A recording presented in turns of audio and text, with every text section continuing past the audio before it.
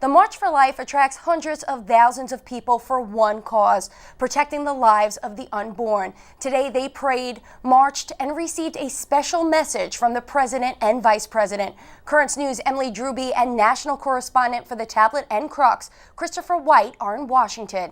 We begin our team coverage with Emily Droob. Michelle, pro-lifers from across the country gathering here in Washington, D.C. for that march. Now, last night they had an opportunity to pray for the end of abortion at the National Prayer Vigil for Life. Mary Buck and her children, including her newborn son Jacob, are in Washington, D.C. for the March for Life. Back in 2014, Mary Buck's daughter Grace was born with trisomy 18. That's a genetic condition that is usually fatal. I carried my daughter Grace through the pregnancy, and she was with us for 46 days, and then she passed away, and she was very much a blessing to our family. Discovery of the disease can sometimes lead to an abortion. Buck says she was grateful for the time she was able to spend with her daughter. You know, we really just let God and our daughter Grace lead the way. Buck and her children are some of the 10,000 people, 500 seminarians, 50 deacons, 250 priests, and 39 bishops who attended the opening mass for the National Prayer Vigil for Life at the Basilica of the National Shrine of the Immaculate Conception. It's like heaven on earth.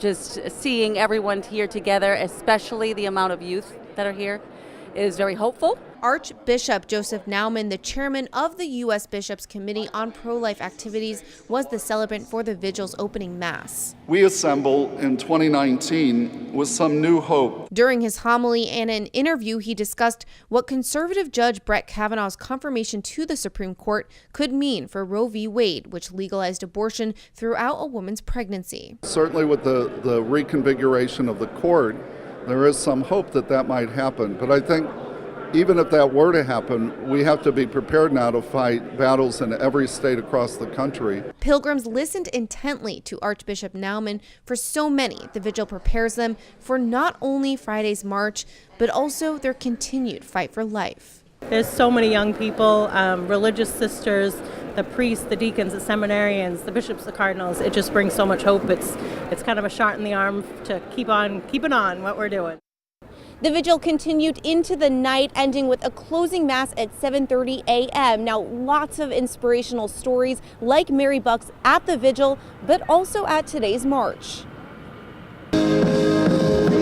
In 1985, Denise Shetty found out she was pregnant. She was also taking medication for Graves' disease. My endocrinologist, when he confirmed that I was pregnant, said, well, you probably should terminate this pregnancy. And I was just blindly pro-life, and I said no. Doctors told her she could die, but Shetty took a chance and gave birth to a healthy daughter. She got married, and she has 3 beautiful babies, so I have beautiful grandchildren, and if I had aborted her, this story would never have happened. Together, they attended the 46th annual March for Life. Just really grateful because, I'm unfortunately a target. I get a lot of hate. I mean, even though, stuff could have turned out really bad, it didn't. And even if it had, she loved me enough to give me life. They are joining hundreds of thousands of pro-lifers gathered at the National Mall to fight for life. Vice President Mike Pence speaking before the crowd. We're the Pences, and we're pro-life. And for the second year in a row, President Donald Trump. I will always defend the first right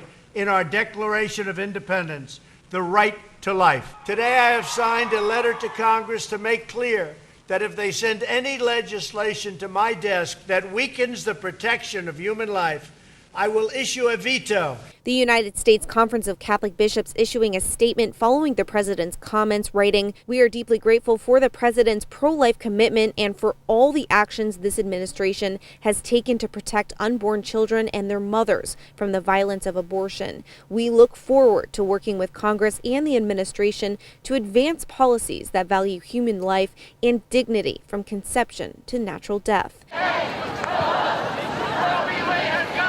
The march buzzing with pro-life activists from all over the country, all with one goal in mind. You just have to stand up for what's right and I believe it's right. This year's March theme, unique from day one, the idea that pro-life is pro-science, that life begins at fertilization. Most of us are studying some sort of science or some sort of STEM, and that it's so important to know that science actually backs up what we believe in, that pro-life is the pro-fetus and pro-child.